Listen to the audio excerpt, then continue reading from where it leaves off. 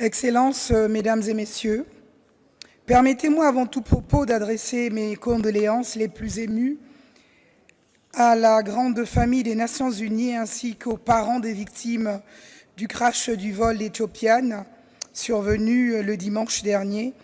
Comme nous l'avons constaté tout le long de notre session, leur absence nous fait cruellement défaut. Excellences, Mesdames et Messieurs, je voudrais tout d'abord, au nom de son Excellence Denis Sassou Nguesso, président de la République du Congo, chef de l'État, rendre un hommage particulier à son Excellence M. Uhuru Kenyatta, président de la République du Kenya, à son gouvernement, ainsi qu'à M. Antonio Guterres, secrétaire général des Nations Unies, pour l'énergie et l'efficacité avec lesquelles ils ont préparé et organisé cette importante réunion. Ce devoir accompli, je vous remercie de bien vouloir accueillir le message que je vais vous transmettre au nom du président Denis Sassou Nguesso.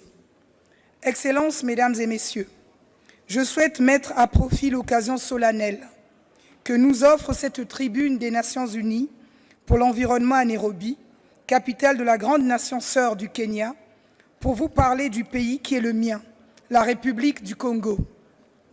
Je vous parle d'un pays situé au cœur du bassin du Congo, deuxième poumon écologique et deuxième réservoir carbone forestier de la planète après l'Amazonie.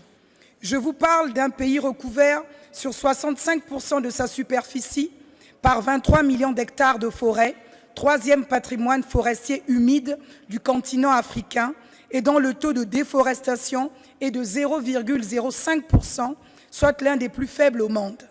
Je vous parle d'un pays où a été récemment mis à jour un véritable trésor écologique, une vaste zone de tourbières située de part et d'autre de notre frontière avec la République démocratique du Congo sœur, gigantesque puits de carbone piégé, séquestrant en son sein 30 milliards de tonnes de carbone, soit l'équivalent de 20 années d'émissions des États-Unis d'Amérique et 3 ans de la planète.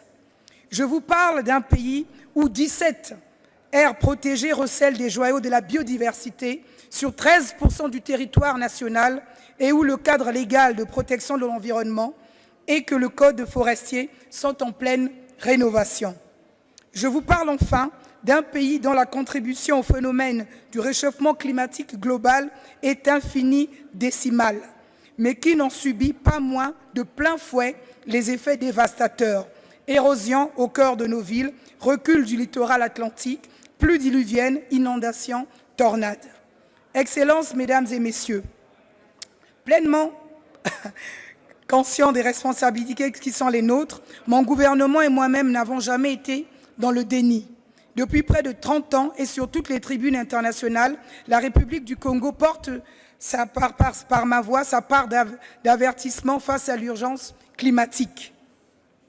Excellences, Mesdames et Messieurs, si nous voulons conjurer le scénario d'un monde où seuls les riches et les puissants profiteront des ultimes ressources au prix d'une aggravation insoutenable des injustices planétaires, l'heure du sursaut est arrivée. Ce n'est pas de votre compassion dont l'Afrique, en général, a besoin, et le Congo en particulier, c'est de votre solidarité. Je vous remercie.